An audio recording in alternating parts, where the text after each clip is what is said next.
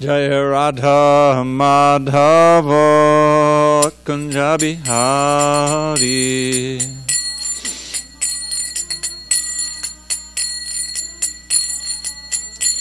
Jaya Radha Madhava Kunja Bihari.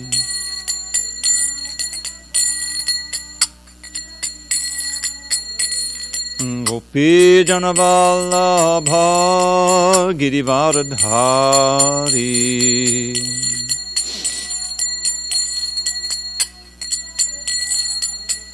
Jaya Gopi Janavallabha Girivaradhari.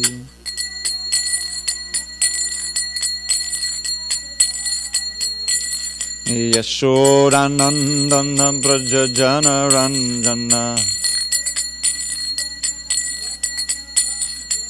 Yashodanandana Brajajana Ranjana. Yamuna Tira Vanachari. Yamuna Tira Vanachari. Jaya Radha Madhava Kunja Bihari.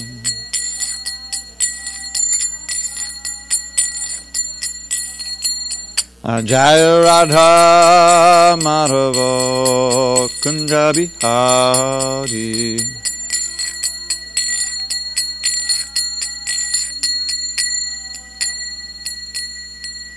Jai Om Vishnupad Paramahamsa Bhagavadgita Ashtotar Sri Srimad His Divine Grace Sri Bhaktivedanta Swami Prabhupada Ki Jai. ISKCON BBT Founder Acharya Srila Prabhupada Ki Jai. Jai Om Vishnupad Paramahamsa Bhagavadgita Ashtotar Sri Srimad His Divine Grace Srila Bhakti Siddhanta Saraswati Thakur Ki Jai. Ananda Koti Vaishnavinda Ki Jai. Namacharya Srila Haridas Thakur Ki Jai.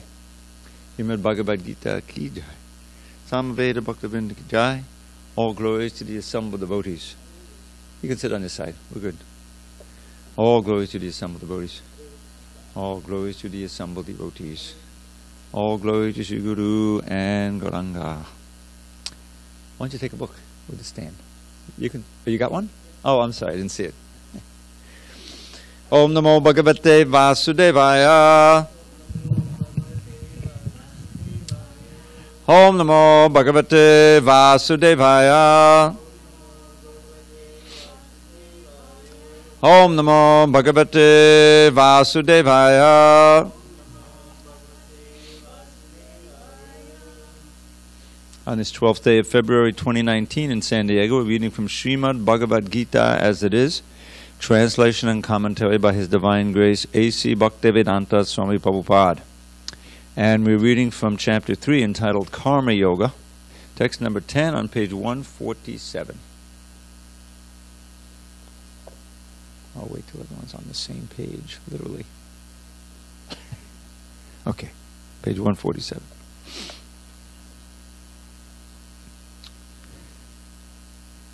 Saha yagya praja srishtva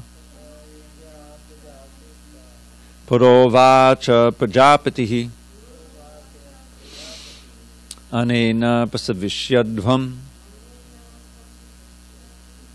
esha vostvishtakhamadhuk saha yagya praja srishtva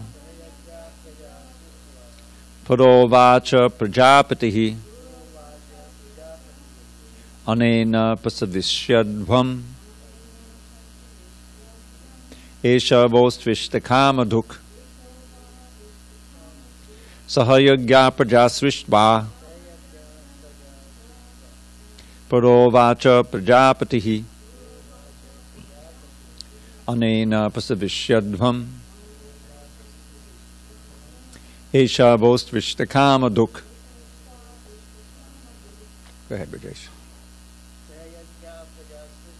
Sahayagya prajasrishtva purovacha prajapatihi Anena pasavishyadvam Esha Vostvishtakama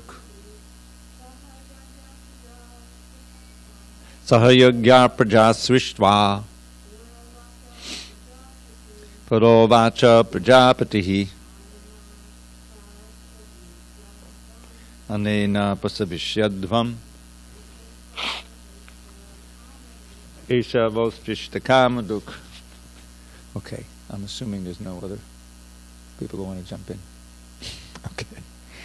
Saha, along with yagya, sacrifices, praja, generations, srishtva, creating, pura, anciently, uvacha, said, prajapatihi, the lord of creatures, anena, by this, prasavishyadvam, be more and more prosperous, eshaha, this, vaha, your, astu, let it be, ishta, of all desirable things, kamaduk, the bestower.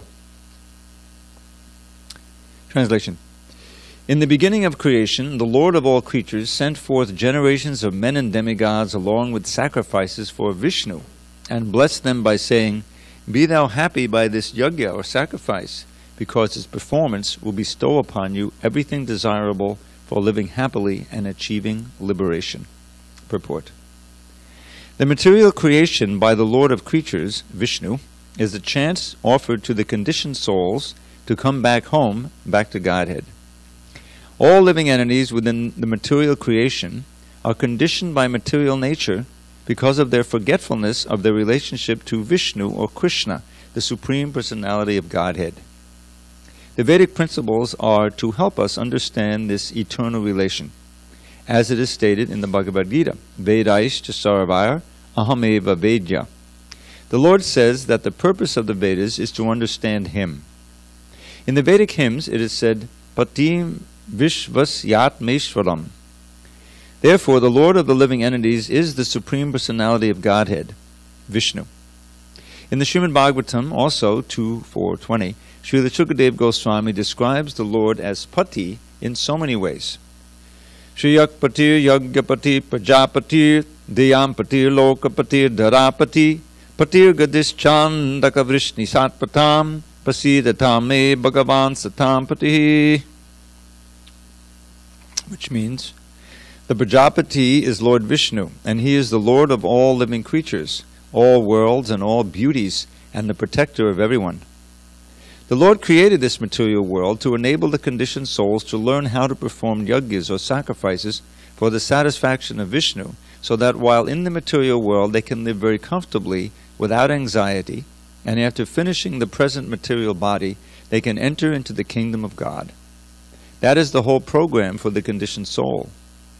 By performance of yajna, the conditioned souls gradually become Krishna conscious and become godly in all respects. In the age of Kali, the Sankirtan yajna, the chanting of the names of God, is recommended by the Vedic scriptures. And this transcendental system was introduced by Lord Chaitanya for the deliverance of all men in this age. Men means human beings. Sankirtan yajna and Krishna consciousness go well together. Lord Krishna, in his devotional form as Lord Chaitanya, is mentioned in the Srimad Bhagavatam 11.532 as follows, with special reference to the Sankirtan yajna. All right, let's try this one. We'll do it line by line. Krishna varnam tvisha krishnam Sangopangasta parshadam Yagyai Sankirtana Prayar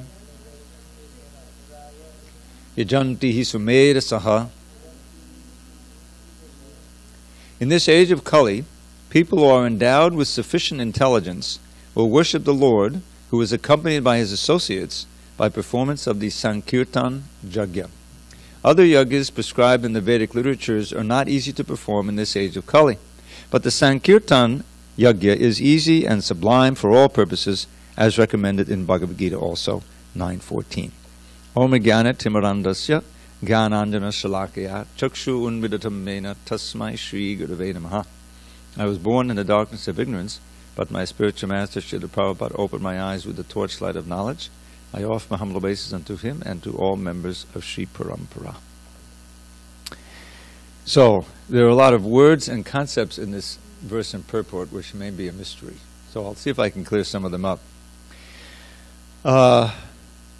First of all, the idea in this chapter called Karma Yoga.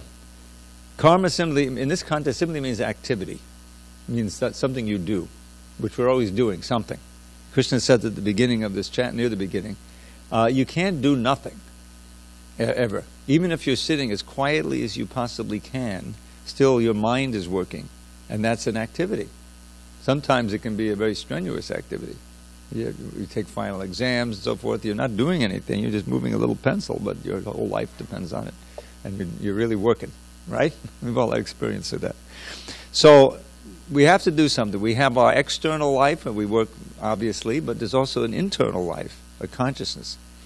And that, what we do, both on the subtle level and on the, what we call gross level, the outer level, this is producing an effect. For the most part, we work without reference to our relationship with God. This is why we're here. We're here to forget Him.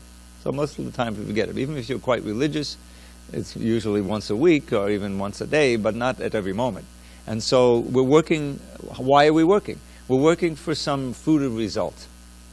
A lot of times, you know, we get a job, you have a certain number of hours you have to be there, and you're working. And when you say, hey, I really don't want to do this, you say, well, yeah, but I need the paycheck, right? So you do whatever you have to do. And that's the fruit. And you take that fruit and you pay your rent, you pay your food, and this is life on this planet. But that kind of work, that kind of activity in which you are the enjoyer of the fruits, this binds you to this world. The basic principle, as explained in the last chapter, that we have to understand as human beings, as living beings, is that we're not the body. I made up a little verse which kind of encapsulates this idea. You're not that body, spirit, soul. So try to understand life's goal. To love the Lord as He loves you, and thus to your true self be true. So there's a lot in there, and that's based on Bhagavad Gita. The first thing is you're not that body, spirit, soul. The idea is that we're all, the default is to identify with the body as yourself. This is how everyone else relates to us. From the time we were little babies, we can't even speak, right?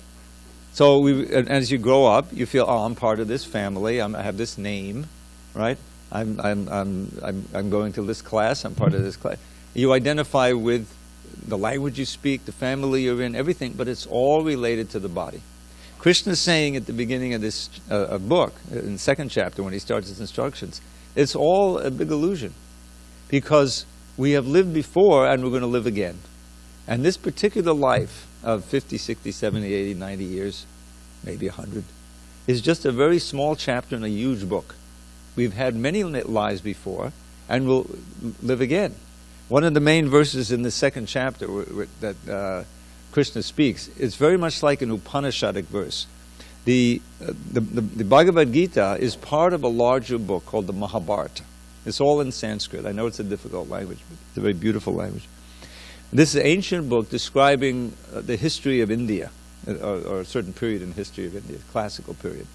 And it's very large. It's like 100,000 verses. There's only 700 here in this book. Of course, all the commentary makes it a full book, but it's quite short. It's a small chapter, 18 chapters. So, and the Mahabharata itself is only one book of the Vedic literature. You have the books of philosophy called the Upanishads, which distill a lot of the Vedic wisdom. In fact, the Bhagavad Gita is sometimes called the Gita Upanishad because it distills or condenses the basic understanding of the Vedas. The Vedas simply means knowledge, wisdom.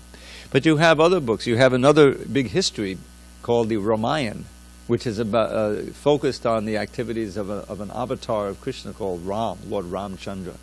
Very exciting. It's a wonderful story how he married this princess. He was exiled from his kingdom, and they went into the forest, and a demon kidnapped his wife and took her off to what we now call Lanka, Ceylon, Sri Lanka. And he was in the role of a human being. He had to make alliances and so forth, and he made alliances with these monkeys. They're not exactly the kind of species of monkeys we have today, but they're basically monkeys. And then he eventually saved his wife and returned to Ayodhya and became the king. And it's a wonderful story. And many, many millions, hundreds of millions in India, they worship Lord Ram and they revere him. So, but the essence of the teachings is, Krishna encapsulates in the second chapter a basic principle. He says, Najayate mriyate va kadachan. Nayam bhutva bhavipal nanabuya. Ajo nitya shashita yam parano nahanyate hanyamane sharire. So let me just take apart this verse. It's very simple, really. For the soul, for you, who you really are, there's never any birth or death. Well, that means you're not the body, because we know the body takes birth and the body eventually dies. Najayate mriyate. Jayate means birth, mriyate means death. Never at any time were you born. You've always existed. We're as eternal as God. And we're as immortal as God. But because we're minute, He's infinite, we're minute, we're infinitesimal, we have the tendency to be illusioned or deluded by this external energy. When we turn our backs on Him, when we want to be independent, when we want to be enjoyers and controllers of this world. And that's why we're here, and that's why we take birth again and again. It's no fun. Birth is not a pleasant thing, although we've all forgotten it, mercifully. But we know, right? All of us are getting up a little bit, white hair. I have white hair. If I let it grow out, it gets totally white. Old age, it's no fun. When you're a kid, you hurt yourself and you're going to get better, right? But there comes a point when you get older where, I don't know if this is going to ever get better. There's certain things that it's going to be like that. And eventually, face the great unknown of death. And it has happened again and again and again. So in the Vedic culture, not just everywhere, this idea of samsara, the wheel of samsara, birth, old age, disease, and death. Birth, old age, disease, and death. It's called a wheel that we want to try to escape. There was this, is the festival over, the Kumbh Mela? Yeah. Recently, every 12 years, they have one in between, but every 12 years they have a Maha Kumbh Mela. It's called a Kumbh Mela because Kumbh means a pot. At one point there was some demigoddess was spilled some water at the pot, from the pot anyway. So there's a place in India called Allahabad, which is traditionally known as Prayag. Two sacred rivers. Everyone's heard of the Ganges. And the Yamuna is also most sacred to Krishna. It runs right through Vrindavan. They converge at Prayag. And then there's a subtle river called the Saraswati that's not manifest now. Third river that meets there. Triveni means three rivers. They converge there, very holy spot. And a certain time of the year, which is just, it's always in winter, right? Makara Sankranti, near that time. It's very auspicious to bathe there. Why is it auspicious to bathe at a certain specific time? You'll get liberation. You get mukti. You get free from this round of birth and death. And you know how many people converged on it? Minimum 55 million. Hello? We had Woodstock, maybe a few 100,000. It was a big deal back in the 60s. I didn't attend it, but I knew about it. And you have, other big, but nothing like that. And all the people are coming somehow to get this liberation, because that's the real mission of human life. But in Krishna consciousness, Krishna is giving us a very simple way. We don't have to travel to India. You don't have to perform severe austerities and bathe at a certain time. You just have to undo the mistake that we did by turning our backs on Him millions of years ago. And it begins with understanding who we really are. We never take birth, we never die. We're unborn, eternal, ever-existing, and primeval. We are not slain when the body is slain. Death is a kind of being slain. That's why they have Father Time with that scythe. Everyone's getting cut down, right? It's somehow or other. It can be an accident, it can be disease, it's old age. Somehow or other, the body stops functioning and you have to leave it. Very traumatic. So, but you don't die. I always like to say that the first thing that happens when you die is that you say, hey, I'm not dead. You're going on to another body. Now, if you lead a virtuous life, a Krishna conscious life, it's not nearly as traumatic if you're leading a sinful, horrible life and very selfish and you have no consciousness. The idea is we're responsible for what we do when we're egoistically. So, you know, just think of the society without a thought. I mean, I grew up this way. I remember, I like to point this out, I remember, because I'm so old now, when McDonald's started. I was there. I mean, of course, they had different places, but they started with the first few in different parts of New York metropolitan area, LA, you know. And, oh, that's great, you know, we would go bowling every year, and it was every week, and right near where we would bowl, there'd be now a McDonald's, and we could have a snack, you know, and a cheeseburger and this and that. Never thought twice about it. It's just what you do. But what you do without thinking doesn't mean it can not have a deleterious effect. And the implication of that, you don't need it. I've been a vegetarian now for more than the time I've been in the Hare Krishnas. Go back to 1971. That's what I started. 72. How long is that? 47 years? I had plenty of energy, plenty of health. I didn't get, you know, it's a healthier life. You're cutting out so much vicious activity for no reason. There's no need to eat meat in this world. There's no need and maintain those slaughterhouses and all those poor cows getting killed and tortured and slaughtered. The chickens by the millions, you know. I mean, I don't even want to think, you know, they take the little chicks and just grind them up. You know that? They put them in the grinder by the thousands. Protein, they feed them to the cows. It's horrible. All of it's unnecessary. So this is karma. You don't even know you're doing it. You're just doing the normal thing. But you're getting implicated in this world. So Krishna is teaching us in this chapter how we can act consciously as spirit souls for the purpose of sacrifice. If the fruit of your activity is being given for a good cause, you're not bound by it anymore. You see? Especially if you're giving it to Yajna, to Vishnu. Now, how do you perform a sacrifice for Vishnu? Well, there's a very complex way of doing it. In the ages gone by, they had all these Brahmin priests. We try to chant our little Sanskrit, you know. They would be so expert, the exact pronunciation.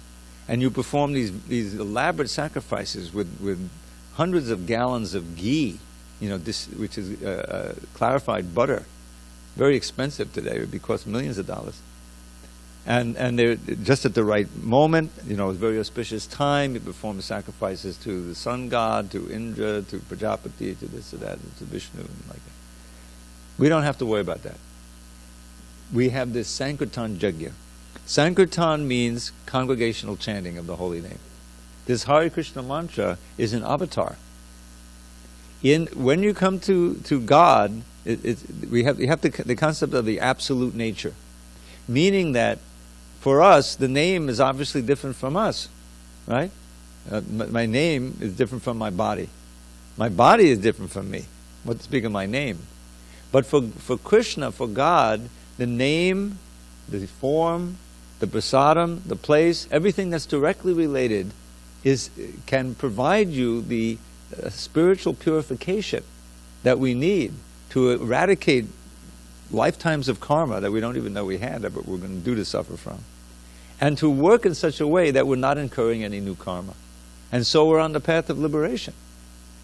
And in the course of doing that, you retain a state of peacefulness because you're acting on the platform of what we call above the modes of nature. We will talk about that at a different time.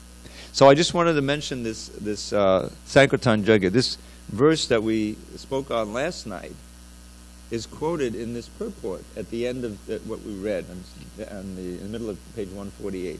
This Krishna Varnam Tvisha Krishnam Sangopangasta Parshadam. What this means is, this is a verse in the 11th canto. There are 12 cantos in this book called the Srimad Bhagavad Purana. And this is our other main book. It's multi-volume, 18 volumes. This one is just one volume. And when there's a certain description of the different avatars. Avatar literally means a descent. When God descends to this world to help us, we need help.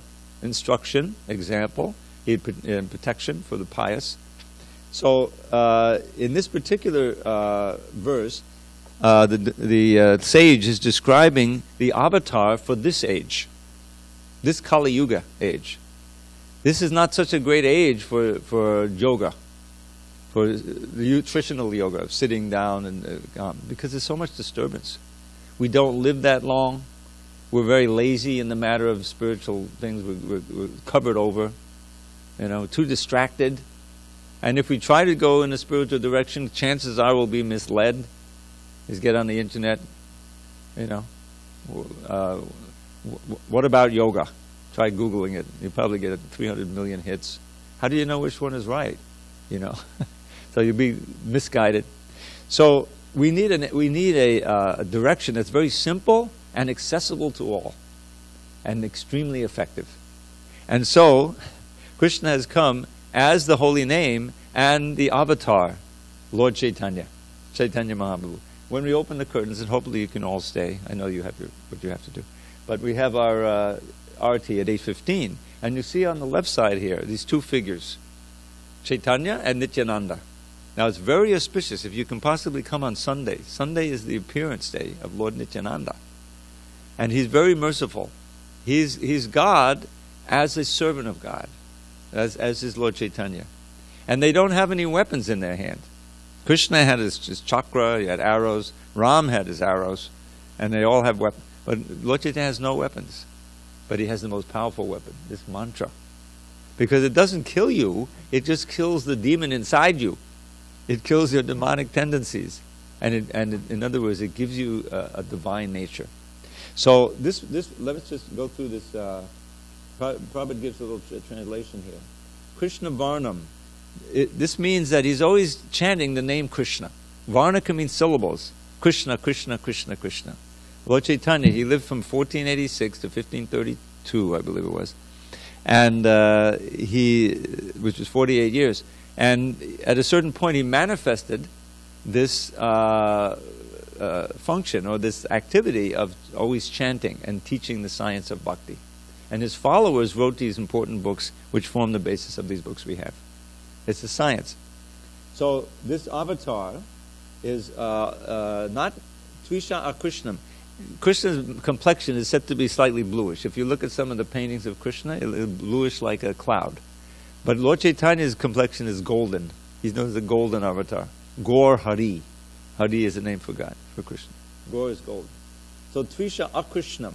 Krishna can also mean blackish. So he's Akrishnam, he's not blackish. And he's always chanting the name Krishna, Krishna, Krishna. He comes with the Sangopangos to Parshadam. You need to take it apart. Sa means with his anga, his limbs, his associates who are so intimate they're like his own limbs. Advaita Acharya, who we just celebrated his birthday yesterday, and others like Nityananda and his close associates, a wider circle of associates, Upanga, and his Astra. Now we said he had no weapons. Astra means weapons. What are the weapons? The weapons of the holy name. He doesn't kill, but he kills the demon in us with these weapons. And Parshadas, these are other intimate associates. Then it says, Yagya. This whole chapter is called is about Yagya, right? In text 9 we read yesterday, or Saha Yagya, right? Yagya means sacrifices. So what is the sacrifice? Sankirtana Prayai. For the most part, Prayai, Sankirtan. Kirtan simply means chanting. It's very popular, yoga studio. Even if there's nothing about Hare Krishna in there, they'll probably have a kirtan night, right? They'll have kirtan, they'll chant maybe Hare Krishna, something. Because it enlivens everybody. Kirtan means chanting. Sankirtan means chanting together in a big group. Yajanti, they worship this incarnation of those who are Sumedasa, who are intelligent, who understand the goal of life and the means to attain it, and then this is the main reason. So this is the main sacrifice. This is all about sacrifice. And what is the result? Well, we learned in this verse that this whole universe and creation is made such that we're meant to perform sacrifice. And the Prajapati, now Prajapati can mean Lord Brahma also. Prajapati is like a progenitor, someone who helps propagate the population of the universe. Or it can mean Krishna himself. And by this mood of sacrifice, there'll be prosperity for all. Because there's a big invisible government behind things. It's not like everything's happening automatically. That's the most absurd thing you can imagine. I mean, look at all the organization in this world. How the sun is coming up at just the right time. And we, as human beings, we can muck it up. That's what climate change is all about. Yes, if you pump out enough plastic bags and you throw them in the ocean, eventually it causes a big problem in the ocean. You know, there's a big island of plastic bags around Hawaii, right? Messing it up. We can do that because we've messed up the finely tuned machine that's this world. And this Earth is just part of the whole universe, solar system. So it's going around very nicely. The sun comes up at the right time, right? You can get on your weather app, right? And you can find out what the weather is going to be, a week from now. How do they know? Because they know the wind is moving this way, it'll come this far. Well, how is that being controlled? Does that make sense that there's no intelligence behind it? How is it that they've made the words intelligent design into what is apparently a ridiculous idea, right? That these human beings have somehow evolved. We've come up from the muck, without an intelligent designer who's creating things and moving the energies. It doesn't make any sense. But that's what apparently everyone believes. It's supposed to believe. That's what the kids are raised in. But that means that ultimately there's no standard of justice and virtue and morality. It's all relative, right? If there's no ultimate authority, then there's no Supreme Court. Then ultimately there's no real foundation for behavior. There's no law. There's got to be a lawgiver. So the Bhagavad Gita says, yes, there is. You may not see that person, but you can see the influence. You can see how things are going on. So when you perform sacrifice for the higher force, the God that's running everything, then you're not performing any karmic activity. You're not being bound by your activity, and you're moving toward the final goal, which is not just liberation, which is ultimately a negative thing. In other words, liberation for what? And it's like if you get sick. Suppose you get in a car accident. You're laid up in the hospital. So you're in traction, And, the doctor says, yeah, you have, 6 weeks it'll take, before you can really walk on that leg again or whatever, And so your whole, it's like, oh, how did I end up here, Your friends come and visit you. Okay, that's cool, But all you can think about is, when I can get out. I'll be really in bliss if I can just walk again like I used to. Right? But then you have to have somewhere to walk to. Walking is not. The point is that you just want to get to the point of normal where you can do your activities. It's not just getting rid of the pain that counts. It's actually having some positive thing to do. So that's what bhakti is. Bhakti means to an impetus to bhakti yoga, and karma yoga is really part of bhakti yoga, is that I want to get free from all of this, this imprisonment in the material world. Yes, birth, death, old age, and disease is really my main problem. I have to get rid of it. But there's a world of what we call a reservoir of pleasure out there that we're not experiencing. We're experiencing a little reflection of it. We call sense gratification. But we all have experience that has a beginning and an end. And what are you left with? The desire to experience it again. But you can't do it now because you don't have the money and your senses, you have to rest, and it just doesn't work. You can't go on constantly, right? So that's the defect. The real pleasure doesn't end and it's ever increasing. Can you imagine? But we're told by the great acharyas, yes, you can experience that. And you can live extremely simply. You don't have to, it's not a question of things. It's a question of opening up a channel to your own, in your own heart. This is our legacy. The analogy is given of just to visualize. There's an oasis in the desert. And you're at the edge of the oasis where the oasis meets the desert. And you're very thirsty. Now right at your feet, there's a nice big pool of cool water, pure water. But unfortunately, it's been overgrown with foliage and you can't see it. So you're looking, you look out in the desert and there's a big lake, but it's a mirage. It's a mirage. But if you're foolish, or like sometimes they say a foolish animal, will run after the water in the desert. Sometimes it happens. And you run, and you get there, what happens? It's not there, right? It's not there. That's what the illusion of trying to enjoy in this material world is. You get it, and you may experience a little pleasure, certainly, but then it falls through your fingers by the nature of time. But the pleasure of bhakti, in which you contact the Supreme Personality of Godhead, who's everywhere in your own heart, and we have this loving relationship with Him, once you begin to do that, you realize this pleasure doesn't have to end. Just like chanting Hare Krishna, chanting this mantra. The great acharyas, they give us example how they're experiencing it. There's one verse I'll share with you. It's a verse by one of our main acharyas, Rupa Goswami. He wrote a beautiful play about Krishna's, loving exchanges in Vrindavan eternally. And one of the verses talks about the holy name, the chanting of the name. So he says, Tunde tandavani rating vatanute tundavali labdhaye karna kroda kadambani gadayate karnarbude vyakspiham chetak prangana sangini vijayate sarvendriyanam kritim no jane janitaki yadvidamitai krishneti varnadvayi. So what he says there is that I don't know how much nectar these two syllables Krishna have produced.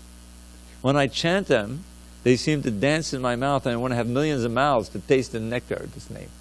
When they enter my ears, they seem to take over, I want to have millions of ears to drink in that nectarian sound. And when they enter into the courtyard of the heart, and all my senses become inert, I become fixed on Krishna, and I don't know how much unlimited pleasure. Now, this is not something that only he can experience. This is something that we can experience. But we have to purify the senses. I'll give you an example from my own life. I grew up in the New York area, which means I was nearby all these famous museums that were in the city.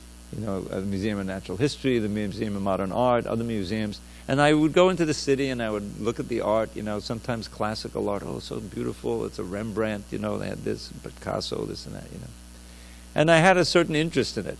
I didn't really know much about art, but it fascinated me. Then at a certain point, I got these books, there were about 4 or 5 of them, if I recall. And they were meant to teach you what was going on in the art. The symbols that were going on, the different styles, and and so forth. So there was more about it. So then when I saw that the art with some knowledge, I appreciated it even more. It happened also with music. I was involved with music from when I was a kid, and I learned something about classical music and about, And it's such a different experience. If you hear with some understanding, this is a cantata, this and that's related to this, it's just different. So the same thing is there with the Sankirtan or the Jagya or the experience of Krishna consciousness. If you purify your senses, one of our acharyas, Rupa Goswami writes, Atakshi Krishna namani nabhave grayam indriyai.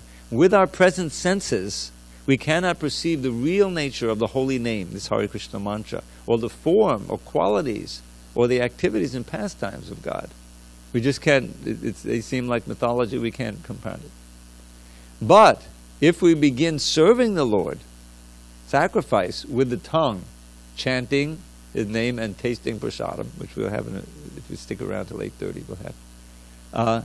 Then, if you do it in such a way that you're following the instructions and that has been already chalked out, your senses become purified, where eventually Krishna reveals Himself to you through that holy name. In other words, you experience more and more of what's already been there.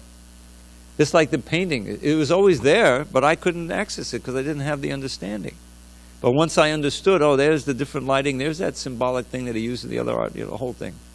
Then it meant so much more to me. So the same thing is there with bhakti on the spiritual platform. If we are serious and we accept the truth of the Shastra, and we begin to simply do the simple thing of chanting this mantra, performing this Sankirtan, this sacrifice, Then and you know, there's some don'ts, yes, that we have to accept, and some do's in any discipline. You want to learn how to fix a car, you know, so you have to find some mechanic to show you. No, do it this way. Don't do it that way. You'll break it that way. Do it this. Of course, anything. So how much more is it true of spiritual life? So this Sahayagya, the whole universe, if we're in this principle of sacrifice, and we work in that way, and then we can find our life opening up, and we can advance in Bhakti Yoga, Krishna consciousness. Okay, any questions, comments on these things? Simple like that. We're not the body, we're spirit, soul. In order to realize that, we need to adopt the process of Bhakti Yoga according to the tried and true path. And we have the books, we have the instructions, and we have and then we'll gradually realize more and more that we're really not the body, we're eternal spirit souls related to Krishna. And the main reason, the main sadhana or the practice is jagya, is the chanting of the holy name. Since, what was this other little poem I came up with? Since pleasure is a dream, Krishna is supreme, the aim is prem, and the way is the name. Prema is love, pure love for God. That includes everything. Release from bondage to this world, and immersion in an ocean of happiness, and return back home, back to Godhead, for eternal life of bliss and knowledge. That's the whole program in a nutshell. So you're all invited to take it seriously. Yes, Russell?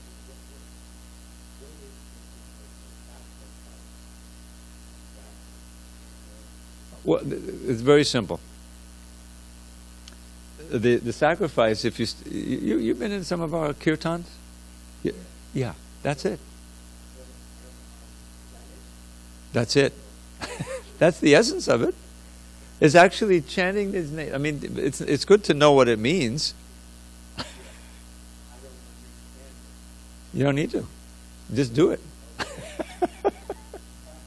Prabhupada would say, you don't have to make it's not a big intellectual thing. There's actually a power in chanting his name. It's not very difficult. And hearing. You see, the thing is, you can chant but not hear. But you have to listen. You listen to the sound of the name and you understand. I'll explain what it means. Okay? This is very profound. First of all, this is not somebody's concoction. You go back to the Upanishad, which is very ancient, and there's an Upanishad explaining the power of this Hare Krishna mantra. It says, Hare Krishna, Krishna Krishna, Hare Hare, Hare Rama, Rama Rama, Hare Hare, iti shodashakam nam kali kalmasha nashanam, natak padataropaya sarva vedeshu drishyate. I'll translate. So first he gives these names. He says 16 names. You count them as 16 names here, right? Hare Krishna and then Hare Rama. So iti means thus, shodashakam nam, these 16 names. Shodashakam nam means 16 names. Kali kalmasha nashanam. Now what, Kali is the name of the yuga we're in, the age we're in. You know, in Western history of the Iron Age, the Golden Age. This is the Kali age. Kali means conflict. You can almost hear it, conflict. Isn't there a conflict everywhere? The family, the society, you know, the nations, everywhere there's conflict. So, this is Kali Yuga. Yuga is the age. Kali Kalmasha. Kalmasha means the impurities, the difficulties, the craziness that's a result of Kali Yuga. Nashanam, destroys. In other words, this counteracts the evil influences of this age. And what he says, there's so many ways to do that, but here he says, they say, Natak Padataropaya. You can search far and wide for other means of counteracting these evils of the age, and you'll find them. But you'll never find one that's more effective and easier than this chanting of this holy name. So, I mean, if you're interested in, you know, more of the techniques, there are what we call offenses to the name. The name, as I mentioned, is non-different from Krishna. So we understand it's a living being. You know, it's got potency, and you can offend the name if you don't listen. You chant like we chant. I've figured out. I've been doing this for quite a while. It's almost 46 years since I started. And as soon as you join the temple, then certain rules and regulations. And one of the rules is if you want to live with us, you have to chant 16 rounds a day. I didn't bring my beads, but you see, it's like a rosary. There's a rosary with 108 beads on it, and you chant this mantra once on each bead. That's 1 round. And you go back the other way, and it's 2 rounds like that. And we do 16 rounds a day. This is what especially if you're initiated with a name, like I wasn't born with this name, Dravida. It was given to me. So you take certain vows, and one of them is that you're going to chant 16 rounds a day. So I've been doing that. If I somehow or other, traveling, I got sick, I couldn't do it, and I made him up. The next day or next day. So figure 16 rounds a day for 46 years. And I multiplied it out. I used my little calculator on my iPad, and I figured out how many names have I chanted for these 46 years. 468 million. A lot of names. So that's good. But you would think, okay, after all this chanting, how come, and I'm not a pure devotee, I'm not experiencing constant bliss, But I must say, honestly, that I'm very thankful that I took this path. Because even at this grand old age of 71, I'm not feeling like that. I'm still doing the things I was doing. I may not be able to jump as high, I've got a little problem with my arm, I don't see as well, I don't hear as well. But I'm basically chanting the same mantra, reading the same book, worshiping the same deity, and serving the same God. And I feel, enlivened. Enlivened. Because it's not dependent on, I can't do this anymore, I can't do this anymore. Who cares? As long as I can chant, remember Krishna, be with devotees, that's what counts. And I'll tell you, sometimes over the years I've memorized so many verses because this Sanskrit language, the word Sanskrit means perfectly composed. It's the language of the gods.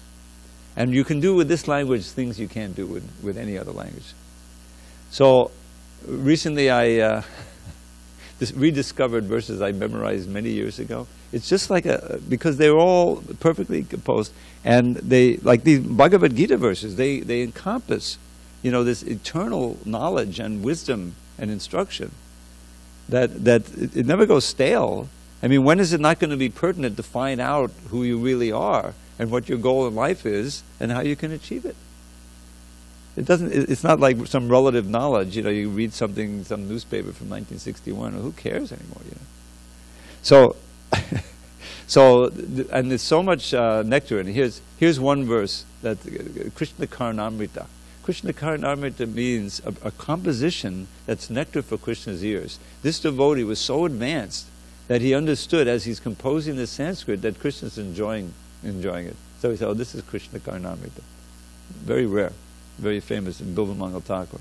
So he wrote this verse. It's very simple. Madhuram. Madhuram means sweet in Sanskrit. Now, just as in English, the word sweet can mean many things. Not just a taste, but very attractive, loving, whatever. So it's sweet. It says, Madhuram, Madhuram, Vabharasya Vibho, Madhuram, Madhuram, Vadanam, Madhuram, Madhugandhi, Madhusmita Metadaho, Madhuram, Madhuram, Madhuram, Madhuram.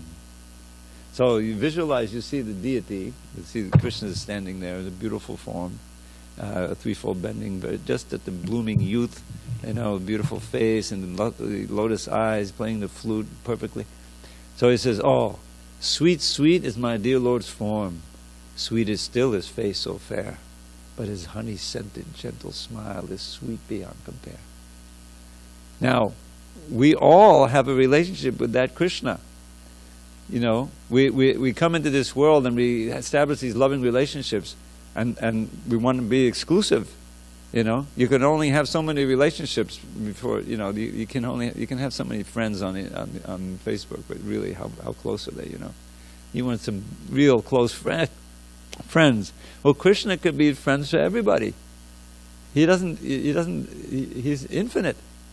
So we all have that relationship. So, sweet, sweet is my dear Lord's form. So when you meditate on you can take pleasure in that. Madhodam, Madhodam. Now the same devotee wrote another verse about the sweet form of Krishna. I don't have to adjourn. It says, Duta tapani yadurma davilop dakula baham. Vidachata chandaka badanam abhadanam jakatam. Mama Dishamam Buteti Muditan and the Bimba Maho, Kimapikasor, the Dhamma, Mododam, Mododam, Mododam. Notice the word Mododam in there at the end. So he's saying that the Krishna's silken garments are so beautiful, they're golden yellow, they're defeating the effulgence of molten gold. He's fashioned a beautiful ornament of peacock plumes on his head, and he himself is the ornament for the whole universe.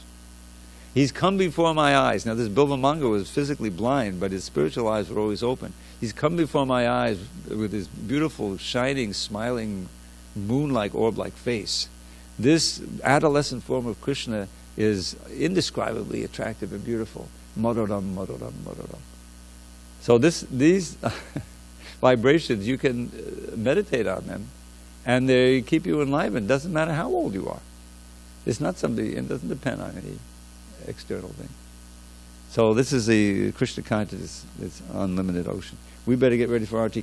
Thank you for your attention. All glories to Srila Prabhupada.